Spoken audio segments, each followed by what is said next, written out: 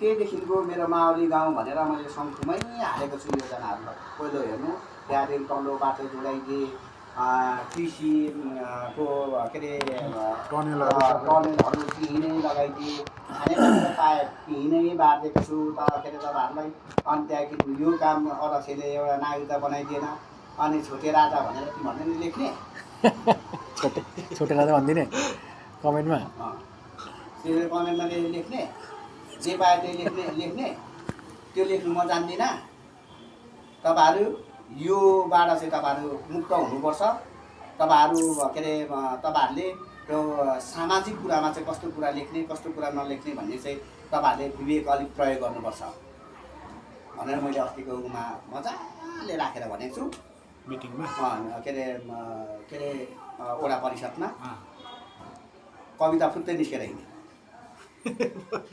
हेर्छ कसले मलाई के भनेछ भने कविता भनेको माथिको देउती। अनि म पनि नीति कानुन माथिको म होइन अध्यक्ष, मैले नीति कानुनलाई टेकेर मैले पनि प्रक्रिया पुरा गरेर प्रक्रिया अप्नाएर चाहिँ मैले बनाइदिनुपर्छ। म तपाईँहरूलाई के अरे दास बनाउनु आएको होइन, सेवा दिनु आएको। जुन पक्षकै जो स्वीकृति हुनु पर्यो भनेको म मतलब तपाईँहरूको घर घर आएर सेवा दिन्छु।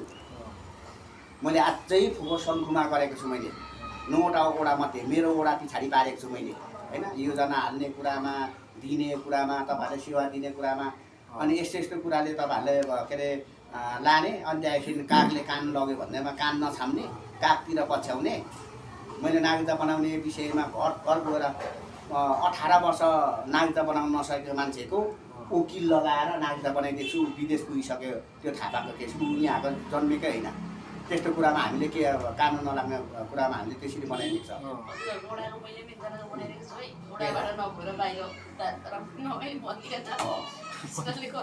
त्यस्तो गरेको छु मैले। मिल्नेसम्म गर्न सकिन्छ। फल्ना मान्छे ल्याऊ त्यस्तो मिल्छ, त्यस्तो त मिल्छ कि।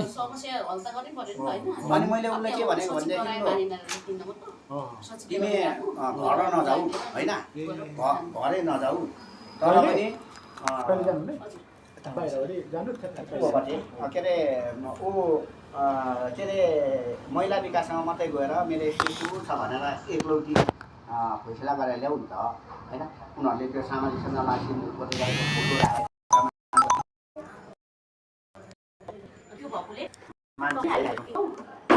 तपाईँलाई नै दिन्छौँ हामी। अब तपाईँ उठ्नुभयो भने हामी गठबन्धनमा भोट हाल्दैनौँ। हामी आफू चाहिँ भयो पनि